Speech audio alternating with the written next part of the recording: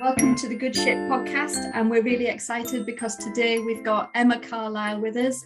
And I feel as if I know Emma really, really well because I've been following her career for years and years. I don't know how long it is since I first discovered Emma, but I think I met you when you were doing your MA at Cambridge. I'm not sure when that was. Yeah, that was 10 years ago, I think. Yeah. And I've been following you, Helen, for longer. So it feels like I really know you. I know, I feel as if I really know you, but actually I think it might be the first time we've had a well, it's not even face-to-face, it's a Zoom chat. Anyway, yeah. So Emma's really well known for all her amazing sketchbook work, her picture book work. She has a brilliant Patreon where, I never know whether you say Patreon or Patron. What do you say? I call it Patreon, but I've realised for the last 2 years I've been calling it wrong. So now I'm trying to slowly go, oh, my Patreon, like sneak it in that I have been saying it right the whole time, but I've definitely said it wrong for 2 years. But you're a very generous illustrator. That's what I really like about following your Instagram, because we hear about all the behind the scenes stuff and all of the things you've been through to get where you are now. I think it's so easy to sit as an illustrator. It's so easy to sit at your desk and look at other people's work and think, oh my gosh, that's amazing, and feel rubbish about your own work because you're not making that incredible work someone else is. And I never want people to feel like that. So I always share the worst thing, all the things that have gone wrong. Like I put a piece up this week and I made sure to share that like it had taken me 4 attempts and that I'd drawn the cow wrong like 8 times and that I'd covered up a sheep that had just gone completely wrong. Because illustration's like that, isn't it? I don't like this polished version that kind of came up through social media, I guess. Yeah, that's right. I think this is what we always try to say at the Good Ship, Tania, isn't it? That it takes like so many bad drawings until a good one comes out, and you just have to ride with it, don't you? Yeah, definitely. Oh gosh, the amount of bad drawings I have. I share some of them on Patreon actually, on like, because I've got a close friends behind the scenes thing I can share. I used to share a lot of the bad drawings. I'm really bad on social media at the moment. I've been not as active, but I used to share all the drawings that have gone badly, and some of them are absolute car wrecks. They're so bad. That must be so nice to have a kind of behind the scenes gang to share with, because it slowly allows you to become a bit more vulnerable, doesn't it, than an all-out self-expose. You can kind of, that's what Good Ship does for us, I think. It allows us all to make our mistakes quietly. Yeah, I think it is when you've got a small, because I teach social media on the course I used to teach on as well. And I used to say that actually having a small audience on social media is great because you can be a lot more vulnerable. And I think I've been less active as mine's grown because I'm like, oh my gosh, actually there's quite a few people now seeing all the mistakes I'm making and all the bad decisions I'm doing within my drawings. It's more scary when you've got more people watching, and I feel like I'm less and less. So having that small group on Patreon is really nice. And I guess, yeah, you must feel the same on Good Ship. But you've got 55,000 followers. That's a huge amount. How is there a mental trick to turning off how many people are watching? I suppose with Instagram at the moment, there's definitely not 55,000 people watching this at any one time, no, probably, but still, it's a huge number. Yeah. I used to be, I think, when I first started drawing again, so that was about the time Helen used to that Walk to Sea. It was around 15,000, 20,000 people, and that felt like a big amount, but not huge, and everyone was really supportive. But that jump to 50 feels a bit more, I don't know the right word, like I feel a bit more open, exposed maybe. Yeah. But it is a lot of people. I don't really think about it too much. I think I tried to think the other day, because I'm putting together this social media talk, and I was thinking that if how do you visualize 50,000 people? I don't even know. Like, it's probably a stadium, isn't it? But I'm not sporty enough to know what stadium would hold that many people. I always think it's best not to imagine all of the people. Yeah. It's just best to imagine the few people that you usually chat with. It's much easier, isn't it? Yeah, so much nicer. I shouldn't have brought up that number and asked you, but do you spend a lot of time having to talk to people about your work? Are you getting a lot of direct messages and all that kind of thing? How do you manage I used to get a lot. So I used, before I set up Patreon, it was a lot of messages, and quite often the same messages would come. I don't know if you find this as well, Helen, and probably like pre Good Ship, you probably found the same thing. You were getting the same messages. And then I think with Patreon, and I'm sure with Good Ship, there's a lot that you can answer within that quite quickly. So I found my messages have gone down a lot since then, and my admin's gone down a lot. And then I have this like really nice supportive group that you can just connect with. Yeah, it's been just the same with me as well. So Good Ship, I had lots and lots of messages, which were lovely, really lovely people answering the same question lots and lots of times. Yeah, and since deciding to answer all of those questions on our podcast and art club and the courses, I'm not spending all of my time fiddling with my phone replying to people. It's brilliant, isn't it, having Good Ship as a way of answering all those kind of messages that come up. I remember in the early days, I used to defer a lot of my students' questions about picture book illustration to Helen, and we did this so much. This was between Hong Kong and the UK, and then when moving back here and the conversations we had, they were, like you say, there's very similar questions. People have the same concerns in illustration careers. It's so nice. There's always a place, either with our friends or in Good Ship, to say, look at this person's post, or this person's done a great podcast on certain aspects. We'll have covered it all soon, one of these days. Yeah. I wondered if you could tell us a bit about how you got started, how you decided you were going to be an illustrator, when that happened. I don't know if you found this as well, but when I first started illustration, I didn't know you could be an illustrator. Did you find that as well? Yeah. I do remember doing my foundation course in art and not knowing what an illustrator was. And I remember a very, very kind teacher taking me into the library and getting some books off the shelves for like illustration annuals and showing me what illustration could be. I had a very different, very old-fashioned image of illustration in my head. And I remember that hour of being taught what illustration could be and being really excited about it. Yeah, we had so I did a foundation in art and design at Hereford Art College. I did 2 years, didn't do A levels, which was the best choice for me. I can't recommend it enough for people who aren't academic. Like, you can go to school and just do art, which was amazing. But for uni, I was looking at a load of fine art courses because I thought that's what drawing was. I thought drawing was fine art, which it is, it can be. But I remember we had a bookbinder called Guy Begbie, and he took me to one side and said, why are you doing that? You should be an illustrator. And I was like, what is an illustrator? I just didn't know. And I think he did the same. I think he just showed me a load of books, and I was like, and everything fitted together, because I really enjoyed doing the graphic design projects, and I really enjoyed making stories, and I was still making books. I've been making books my whole life. My mum gave me a stack of books I'd made when I was about 5 years old. They're really funny. And but an illustrator ticked all those boxes of things I was interested in. So I went to Plymouth Uni and studied for 3 years, emailed Helen in my 3rd year saying, how would you be an illustrator? I hope that was nice. You were. I hope I was helpful in some way. I emailed you, and I emailed Sarah Dyer as well. And me and Sarah laugh because we chat almost every day now. And I know you chatted to her live on Instagram this week. But I laugh because she did email me back, and she said that she doesn't always email people back.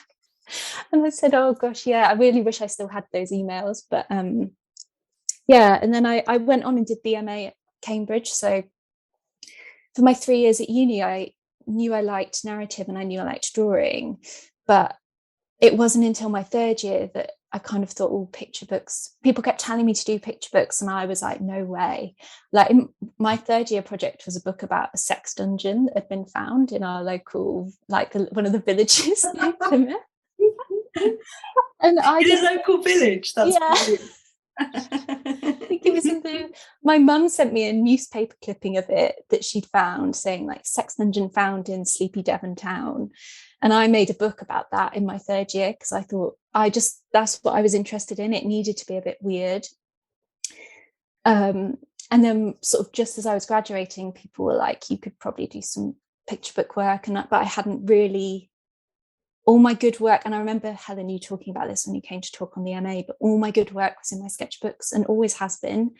So I went and did the children's book MA at Cambridge, and that was just, it was an amazing, I mean, what an amazing course to go do and like have amazing tutors in, like Helen came and gave her lecture, and we had Jim Kay came and spoke, and like Quentin Blake came and spoke. Like I couldn't, what an amazing year and a half just to get to work on picture books. But yeah, that was, an amazing course. And is that when your lion practice book was picked up while you were studying? Yeah, so Pam Smythe took 80 of us, 80 unpublished stories out to Bologna Book Fair. And they still do that now as part of the course. They take unpublished work out, and lion practice was part of that. And I sort of went without any expectations, and Martin Salisbury had arranged a few book meetings for me and a few others. And then I don't know what happened that year, but it kind of just exploded. I think I came back with like 6 offers and like 2 agent offers. And it was just a bit, I wasn't expecting it. I remember just crying in the back of the room at the MA space. And they were like, oh my gosh, are you okay? Was someone mean to you? And I was like, I've been offered a picture book deal. Like I just couldn't, it was so overwhelming. Like it was just a really overwhelming experience to have. Good news can feel like, it can be really overwhelming sometimes. Sometimes I can feel just as stressed with good news as I can with bad news. Yeah. And it just, I think I was ready for it, but I just wasn't expecting it at all. But I remember sending you a copy of that one, like, because, and then. Yeah, still have it on my shelf. Yeah, lovely. But not long after that, you were making pots. You were doing pottery online as well, weren't you? Was that around the same time? Yeah, so I finished the MA and I moved back home to Worcestershire, which is where my parents live. And there was like an evening pottery course. And I wasn't really doing anything, and I didn't know anyone anymore. So I just signed up. And I started making pots just one evening a week. And then I sold a few of them. And I started doing, I think I signed up for another course so I could make more. And then I started selling those. And then I bought a kiln and a potter's wheel. And picture books take so long. So you can be working on them for like years and years. But ceramics, in contrast, just felt really instant, which is funny because I spoke to a ceramicist. I spoke to Princess Meg. She came to a local print fair near here, and I told her that's how I used to feel about ceramics, that they were really instant. And she said she feels the opposite, because they for her they take ages, whereas her prints are more like instant. So, but in comparison to picture books, ceramics felt like really fresh. Mm-hmm. So I made ceramics, and then I moved to Plymouth because I got a job lecturing on the illustration course at Plymouth. I had a 2-book deal with Macmillan after graduating from the course. So I did those, was selling ceramics, got my lecturing job, but none of it kind of all, at the time, it all felt right until it didn't. And that was sort of towards the end of 2017, early 2018, had a really bad mental breakdown. And it was like the worst time of my life, but I would never go back and change it because it led to where I am now with my art. So during that time when you got the offer of all of the different publishers and 2 agents, how did you choose between, and did you actually choose an agent? So I met my agent at the time, Elizabeth Rory. I met her at Bologna Book Fair, and Pam Smythe introduced us. And I haven't spoke to Pam for years, but I would still trust Pam with anything. So Pam helped me introduce me, helped me choose an agent. And then with my then agent Elizabeth, we went round and saw all those publishers together when I got back to the UK. And it was really nice and to have that support at the time. Like, it's a different world. I think when you're an illustration student, you get all this feedback from your tutors, and like when you're doing courses you get that feedback and you work on your stuff, but then meeting publishers, it's like a whole different thing. And I think it's so nice to then have someone to come along. It was so nice to have someone come along with me and sort of guide me in that way. I think I would have really struggled by myself. And coming back to, you were talking about the time where did you call it a breakdown? Yeah. Was that to do with the work? Was it to do with the work you were getting, or was it unrelated? So I think I've heard quite a few illustrators talk about this, but I had success with those 2 books, signed a book deal, had those 2 books come out, and then I hadn't learned that next bit as an illustrator, and I don't know if it's taught now, but that idea of you've got to keep going, almost like you've got to keep coming up with those new ideas and making those new ideas, and I hadn't thought about that. So I it sounds really, now looking back at it, it feels really odd to have not understood that was the next thing I had to do. I had to come up with another book idea, and I had to work on that book idea. And I think because I'd worked on projects on my BA and then I'd worked on projects on my MA, to then come out and go, oh, I haven't got a project to do, I didn't do it. So Macmillan, my first 2 books were published by Macmillan, and they said, oh, have you got any other ideas? And I sort of hadn't. And I hadn't got any, I hadn't sort of set myself that time to do them either, because I was doing ceramics and working as a lecturer, and I was prioritizing other things. So all my picture book ideas and pitches after that, now I can see were very rushed, fitting around Bologna Book Fair and Frankfurt. So I was rushing them, thinking this is what I should be doing. I should be making these, and then hating them. So I really didn't like any of the work. By the time I got to 2018, I just didn't like anything I was doing, really, at all. It all just, I can see you're nodding, and I know you went through a really similar experience with not liking the work, and then yeah, it rings so many bells for me. And I think when you first start out in publishing, especially if you're young, and obviously nobody has any experience before their first book, it can feel like a big machine, and the pressure to produce is, especially when it sounds strange to say it, but especially if you have some success early on, publishers just want you to produce and produce and produce. But they also, I remember when I first started out, the art direction was all about being flatter and brighter and flatter and brighter, and I didn't know how to kind of negotiate with them about what I wanted the artwork to look like and what they were asking me to do. So I think I reached a similar crisis of feeling like my work was totally bent out of shape and it was unrecognizable to me now. And I stopped and went back to my sketchbooks for a while. Yeah, it was that conveyor belt is so true. And I think as well, when you have early success, the people around you with the best intentions ask you, what book are you working on now? And it is so heartbreaking to say, nothing, I'm not, because I don't have a contract. It's so hard, but I know those people definitely have all the best intentions asking you what you're working on. Like, why wouldn't they? They've seen you have a book come out. But there is nothing more sort of, what's the right word? Just like, it feels like, oh no, to then admit, oh, actually I'm working on nothing. I think I found it hard because I was so young and inexperienced in publishing. What I've realized now is that if I make my opinion really known about how I want a book to be, they listen. But I didn't know that early days, and I thought if they were asking me to do something, then that was it.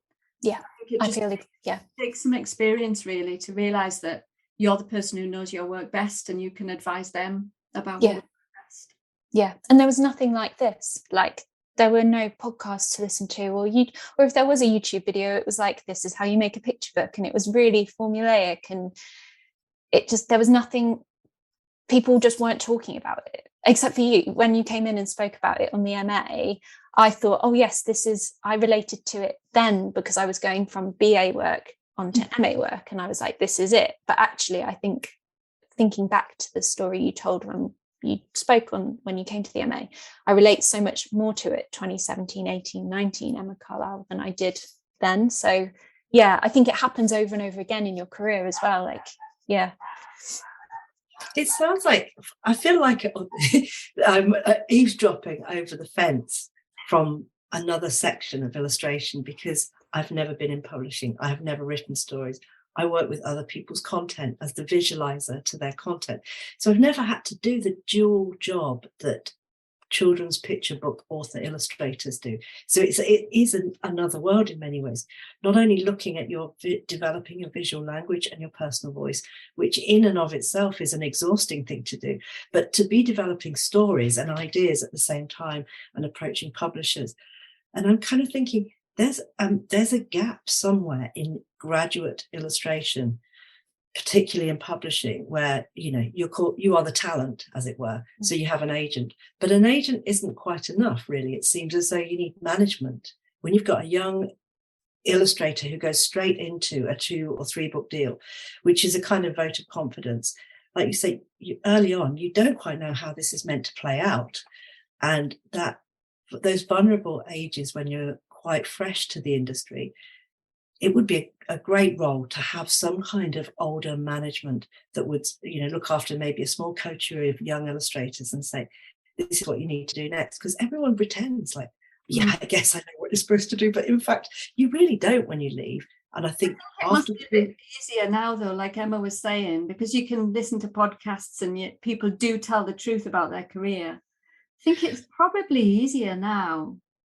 I think it's easier now, but that's a hell of a lot to consume when you're trying to do your work as well. I just keep hearing from ex-students who are is maybe 4 years after graduation, where you kind of throw yourself out there and you think everything's going to be fine and you learn as much as you can, and suddenly you stand there thinking, what the hell is going on? What is being an illustrator? How do you make a career? It's really complicated, and there's no one size fits all, horses for courses and all that kind of thing. But I think there is space for some kind of mentor relationship or management, talent management within illustration in some way. Because the business is so sprawling and it's in constant flux at the moment as well, because of editorial kind of being a much smaller area than it ever used to be. There does seem to be professional help required. I think it'd be amazing, because I think one of the things she was saying at the beginning, Tania, was about like writing and stories, and I kept being told my stories were too quiet. The stories I wanted to tell were too quiet for picture books. All the way through, I just kept being told that nothing happened, so why would that be a picture book?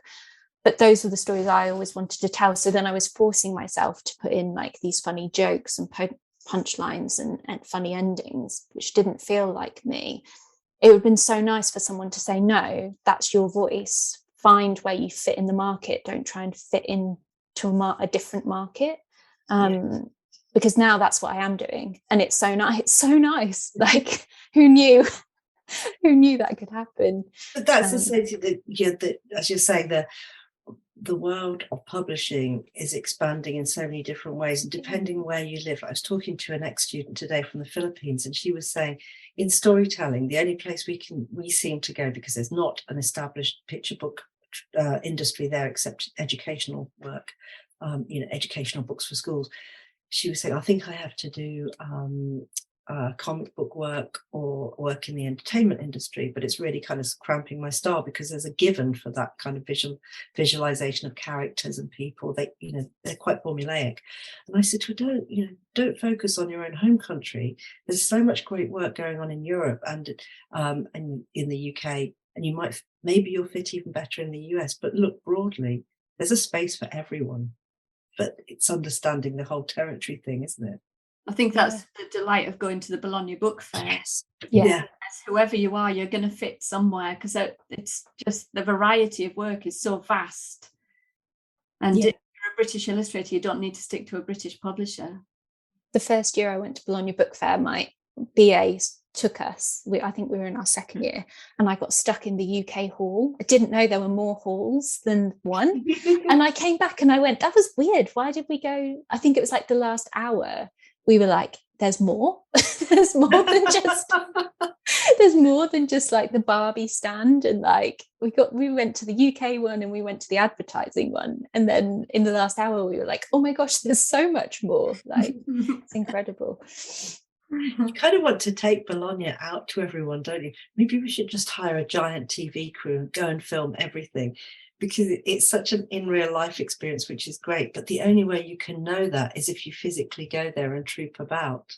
Yeah, I was really lucky. I got funding to take 3 students out one year. Just it was the 4 of us, and I just took them, and I sort of, again, like that management kind of thing, I just took them and said, this is how you approach a publisher, this is what you leave behind, this is how you get a meeting, and just got them meetings, got them to talk to people, told them to talk to people in queues. I was like, when you're queuing for an ice cream, turn around to talk to the person behind you. You just don't know who they're going to be. And that was, what a nice experience. I wish someone had done that for us. Piece of advice that is, about talking to the person behind you. That's brilliant. Oh yeah, definitely at like an event or a fair, you just don't know. I remember once doing it at a festival, and it was like someone famous's wife's like, and their best friend, and they were like, oh yeah, we arrived last night, we were doing the secret gig at this stage, and I was like, I was there, like no way. But you just never know who you're going to meet. That sounds great, to be able to take 4 students over there. What a brilliant thing to do. Yeah, that was really special. It was 2019, so just before pandemic. And I'd have loved to do it every year going forward, but I don't know. I haven't been back to Bologna since then. I don't think we have. Was it 2019 when we went, Helen? I think it was. Yeah, I can't wait to go back. Yeah, I was a Bologna virgin, and it was just like, wow, forget everything else, fine art, the whole lot of it, it's all here. We don't need to go to galleries. I mean, it was just really exciting to see this whole other area of work. That was so inspiring. When you did you take some time out of publishing then and go back to your sketchbooks? Yeah, so I just I think it was around, I stopped drawing for about 6 months in 2018. I always get the dates, it's weird, like time is not real, is it? It just all mushes together. But I took about 6 months out, and I think it coincided with you starting the Walk to See hashtag, Helen. So I used to that was what kept me drawing, really, because I was like, well, I'm going to post something to share on Helen's Walk to See hashtag. And then through that hashtag, I met other illustrators who were also doing that, because it feels weird, doesn't it, to go out when you first start by yourself and sit somewhere and draw, because no one else around you is doing it. So it was really nice to see hundreds of other people doing it around the world, and now thousands. So I went back to my sketchbooks, and I just drew in sketchbooks exclusively for a year. I think I did location drawing. And then it was actually that trip to Bologna, 2019 Bologna. I didn't draw whilst I was there that much, but I took loads of photos. And I came back and I sat for a week when I got back, and I just drew from those photos. And that's the work that then a publisher found. The publisher that I'm working with now, Big Picture Press, they said that's the work they saw, and that so it all came from my own stuff. It came from drawing on location. And then I know it's not great to say I draw from photos. I feel like I've just admitted that in front of Helen. I feel bad. I draw from photos. I celebrate drawings in a sketchbook on Walk to See, but I'm not a purist about it. I feel as if everybody thinks I've got a big bossy finger saying you're not allowed to draw from photos, but I do look at photos for reference. I'm not a big bossy finger. I remember when I was just doing Walk to See, just drawing from location exclusively. And then I sprained my ankle and I couldn't go out. And I remember being like, what am I going to do? And I was like, what am I going to do? And I started drawing from photos, and I was like, Helen's not going to like this. I remember being but yeah, and then so I drew from photographs from my Venice Bologna trip, and that was the work that the publisher saw, but they didn't contact me. I mean, when's Bologna? That's March, is it? So I posted them around April, and then they got in touch sort of May, June, July, August, September, October, November, maybe 2019. So it took 6 months, 7 months for them to they saw the work and then it took them 6-7 months to get in touch with me. So I think that's so important when I'm posting work and I'm thinking, oh, it's not getting, especially now with Instagram, like, oh, it's not getting seen that much, or it's not getting that many likes. All you need is that one person to see it, and then it might take them 6 months to get in contact with you. Like, it's so important just to share the work. Yeah, this is what we're always saying at Good Ship, Tanya, isn't it? Is that sometimes you can send out, like, I used to really enjoy sending out paper samples, and you'd send them out and people would have them on their wall for years. You know, years later, somebody would get in touch and say, I kept that thing on my wall, I really liked it. So you just never know when somebody's going to see it. Even somebody else in the office might see it a really long time later. You never really know in the moment when you're searching for a kind of work. It's never that moment, is it, where you get the work? You just do the work, you send out the stuff, and then sometimes later somebody finds it. And yeah, it's really worth putting it out there on Instagram or sending out samples. Yeah, definitely. Yeah, like you said with samples, my students still make physical stuff. Well, I've left teaching now, but I still feel like they're my students. But having that name on the front of that postcard, so that when I always do imagine people are still sticking stuff up on their desks, and having the name on the front, I think, is important, because they can just see it. Your name's like constantly in front of them then. Yeah. And also, I think we're lucky being illustrators that we can work in things like the card industry, places where if you make beautiful imagery, why not make beautiful imagery and sell that in greetings cards? Because then you're out there and being sent by other people to other people beyond your immediate client list. And especially the kind of work that you do in beautiful landscapes. I imagine you have a lot of them licensed to print companies, greetings cards. No, so it's always on my to-do list.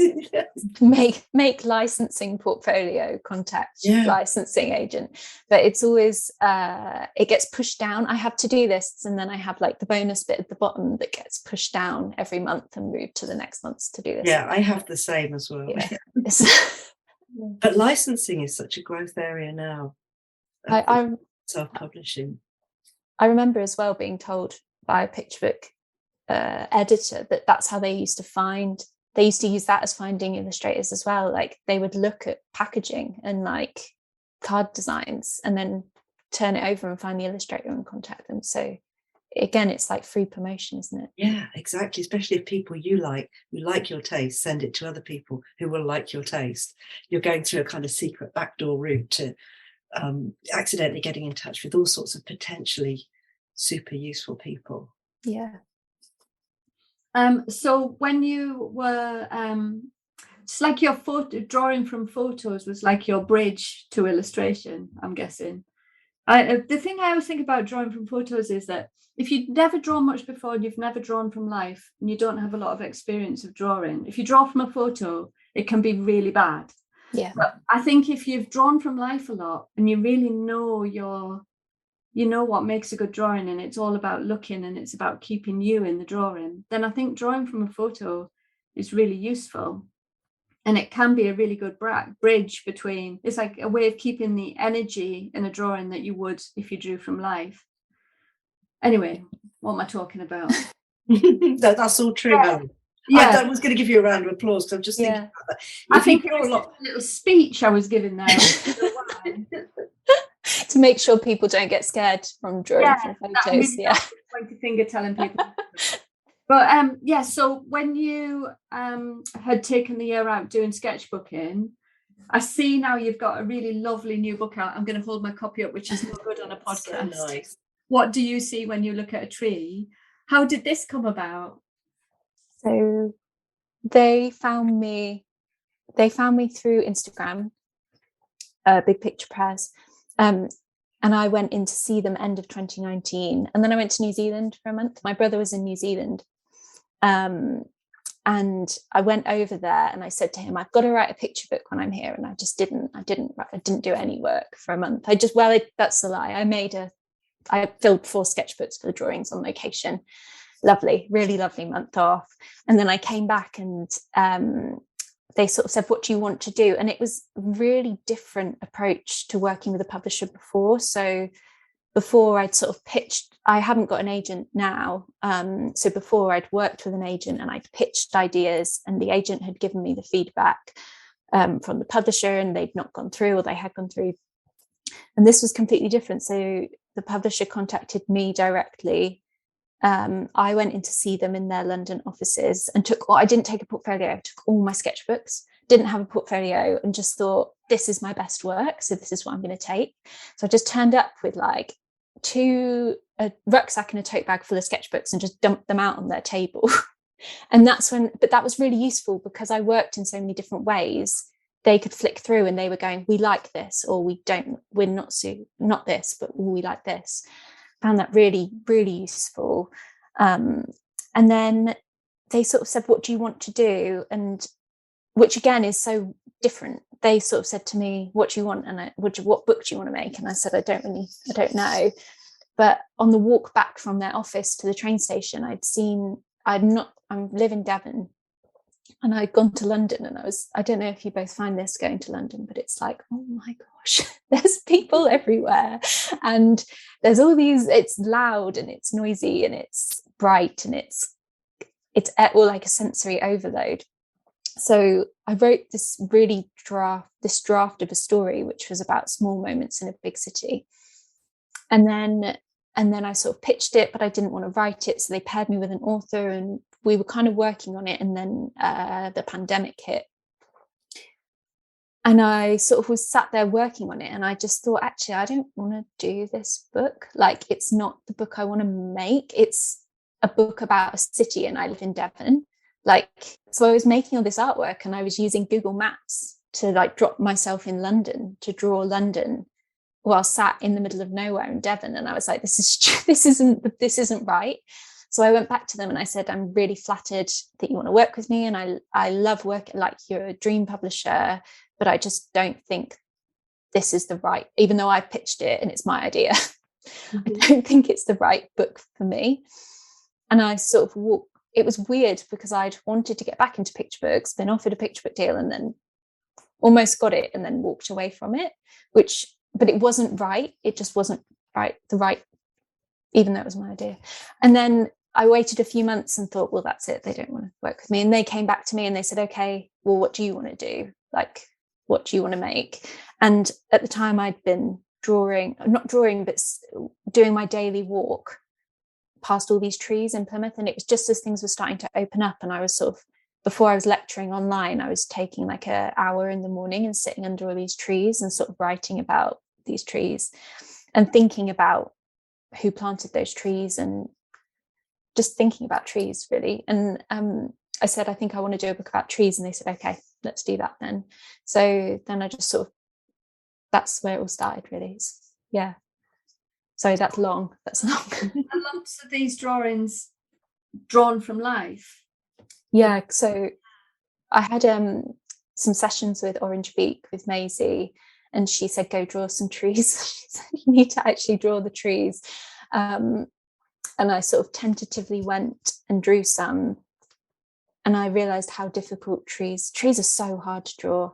I didn't quite understand that until I started working on this book. Trees, really, really difficult. So I drew quite a few of them in the book are either trees I've seen and taken photos of, or trees I've drawn on location and then worked up in my studio. One of the ones, the big fir tree, is drawn on location in the park near my house. And all the work for the book was created in sketchbooks. So I told them from the beginning of how I wanted to work. I said, if I'm going to make the final artwork, I want to make it in my sketchbooks. So the book some of the pages are the same color of my sketchbook pages. I use the Royal Tans sketchbooks. They're like a off-white creamy page. And the book is like formatted around my sketchbook. So it's a bit wider, I think. But the format of it is so that it fits with the sketchbook. That's amazing. So all of these, even a double page spread that goes right across, was drawn in a sketchbook. This is a really, maybe a boring practical question, but the little bit in the middle of your sketchbook where 2 pages meet. Yeah, that was me sat photoshopping. Oh, you photoshopped it a little bit. Yeah, so I photoshopped out the middle. Yeah. And it's because it's slightly wider. I didn't really think about it. So some of them are really, you can't tell, but some of them are like photoshopped where I've had to cut things and then move things around. But my previous picture books were done sort of very photoshopped, like they look traditional, but there's a lot of Photoshop in there. So I still had sort of those skills. They kind of disappeared because I hadn't done any work like that for 3 years, 2 years, 4 years, I don't know. But there was the Photoshop skills were useful for putting that together. Can we ask a boring question at this point? Because I know it's what we get asked a lot in Good Ship. Please tell us what scanner you use. Oh yeah, I get asked that all the time. Yeah, exactly. People are obsessed with scanners. So I have an Epson GT 20,000. Have you got the same one, Helen? It sounded so familiar. I looked at it to check. No, it's an Epson 2480 and it's 22 years old and I still use it. Yeah, mine I bought as soon as it was the scanner we had at university, and when I graduated I realized really quickly that if I was going to work as an illustrator traditionally, I had to somehow get my work from the paper onto the computer. So it was £1,000 when I graduated. I don't think it's dropped. I think it's about the same price. But at uni I took the small, like the box bedroom no one wants at uni. I took that box bedroom and then I saved like all my money.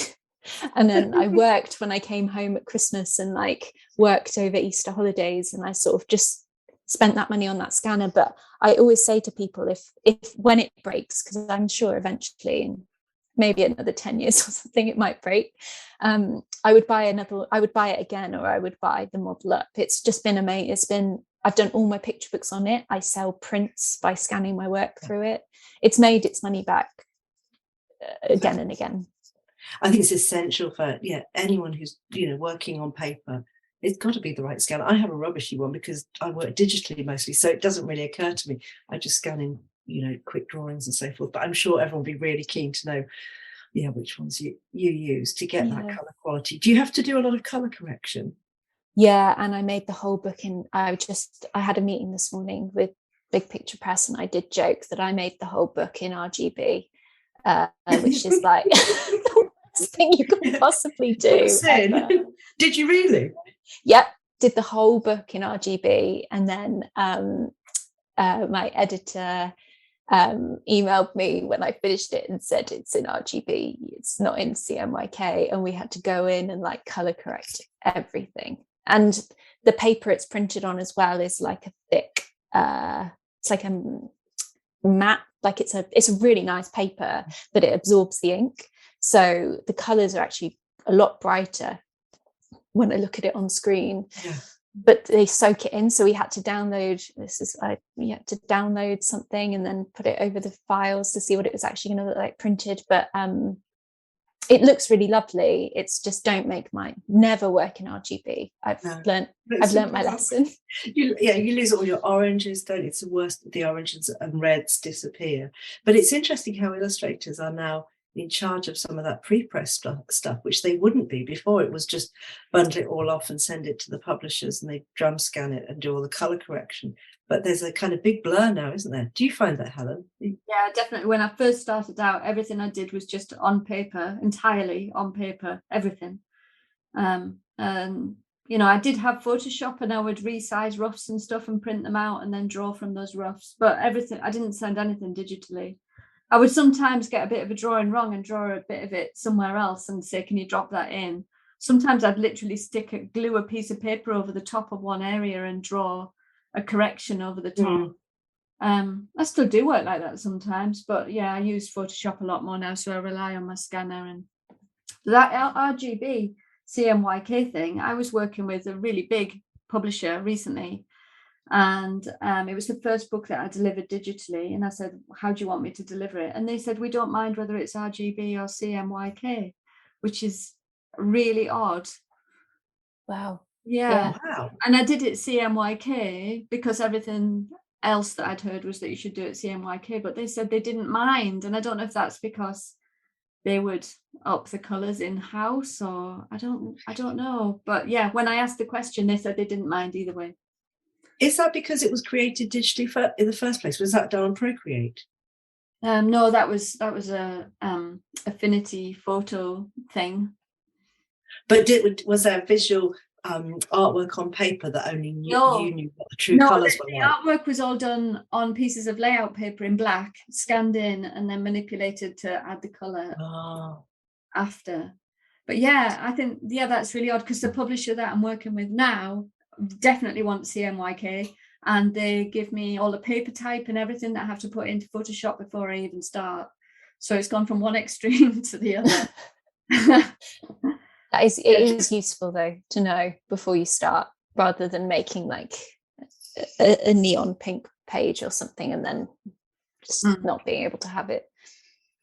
At the moment, I'm working on something that's meant to be reproduced on screen, and they're asking me to stick to a colour palette that includes gold. I'm like, what difference does gold make? It comes out boring fawn, because this is not going to be printed on paper with gold ink. It's only going to appear on a screen.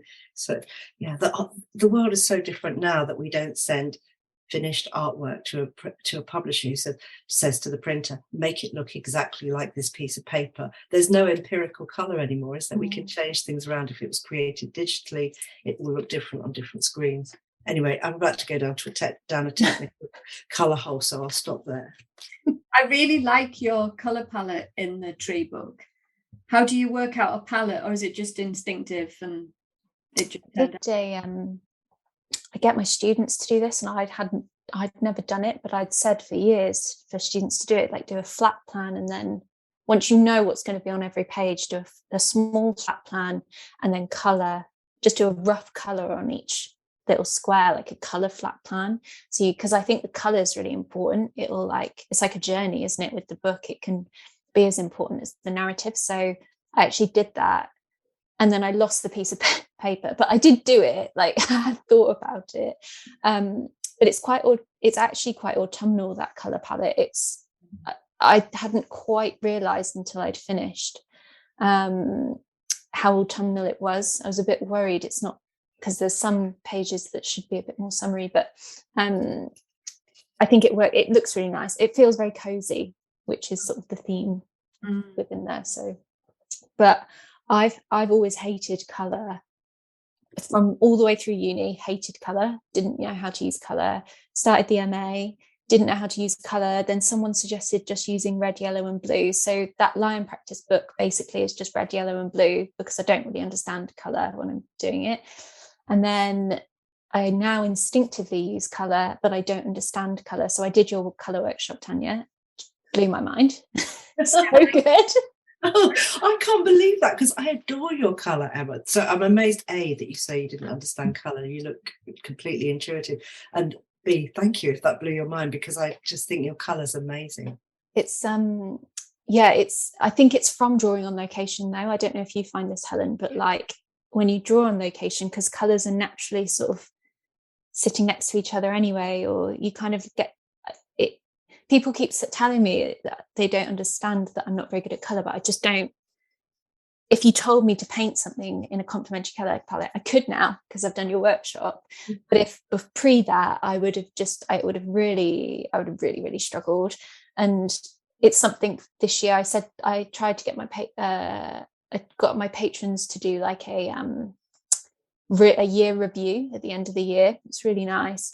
And my sort of, when I did it, I came out and said that I would like to work on my colour this year, like actually learn how to use it, because I think I've got to a certain stage with it where I can use it intuitively, but I can't use it technically, like I can't technically figure stuff out. So it takes me longer, because I trial and error until it works. So yeah, doing your workshop's been amazing. I'd love to do the colour tutor workshop in Cambridge. That would be a dream. But I've really enjoyed doing your workshop. It was, yeah. I think colour is intuitive when you understand a few bits and bobs, and then you can throw away that understanding and then go back to your intuition.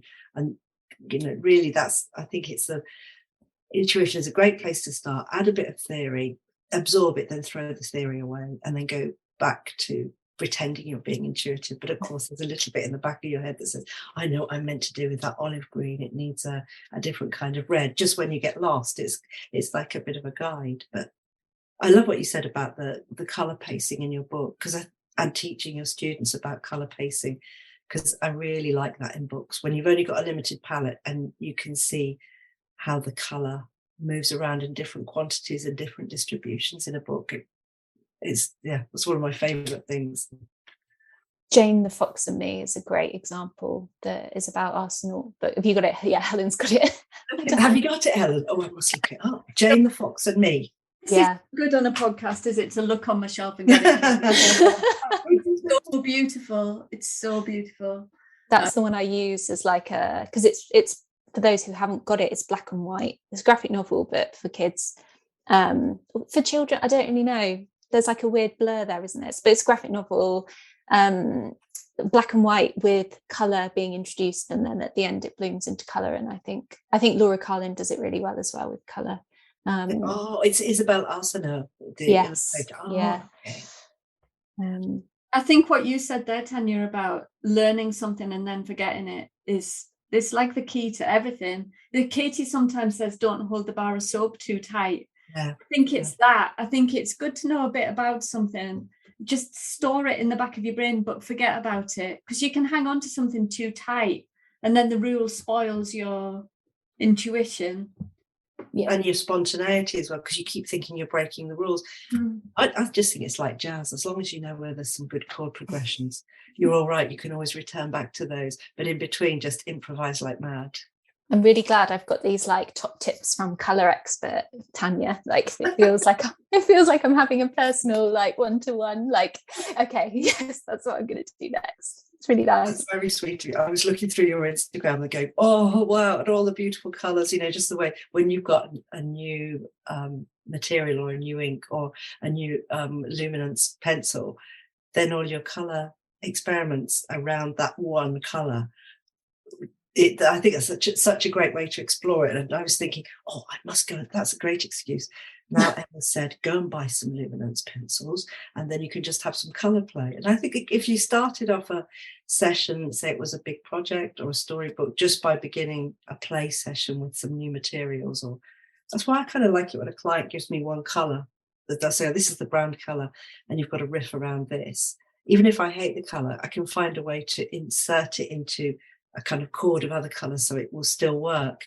And I think, playing with new materials is a similar self-starter trick as well, isn't it? Oh, I think the thing about them giving you one colour or giving you a limited colour palette is really useful as well. It's nice to have like a set of boundaries that you have to work within. So like if you're doing a baby board book, you've only got 6 spreads, and it's got to work for this particular age group. And once you've got all those boundaries around you, you can be really, really free and playful in that. But it's quite useful, to be given either a colour palette or a number of pages, or I think they're quite useful, those boundaries.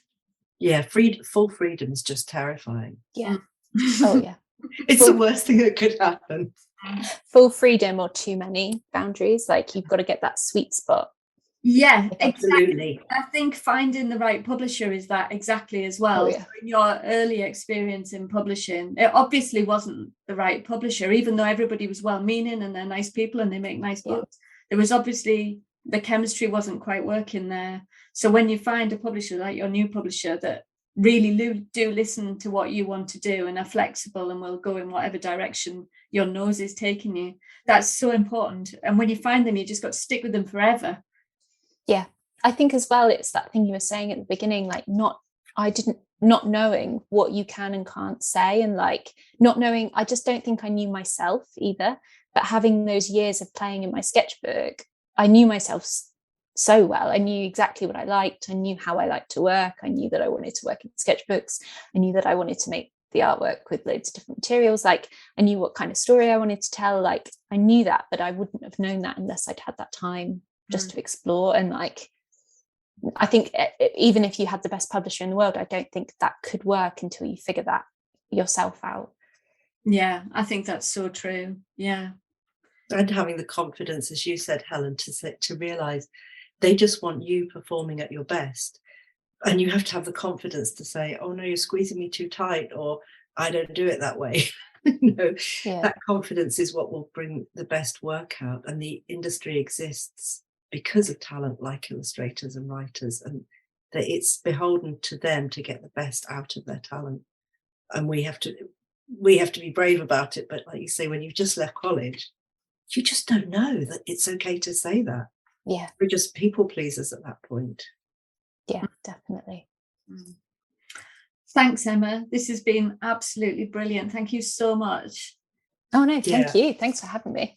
Yeah, it's been a really good chat. It has. It's been really juicy. Lots of interesting things to hear about how you work. I'm just going to go back and enjoy the colours on your Instagram now. Lovely. Brilliant. Thanks, Emma. Thank you. Thanks. Okay, Bye. bye.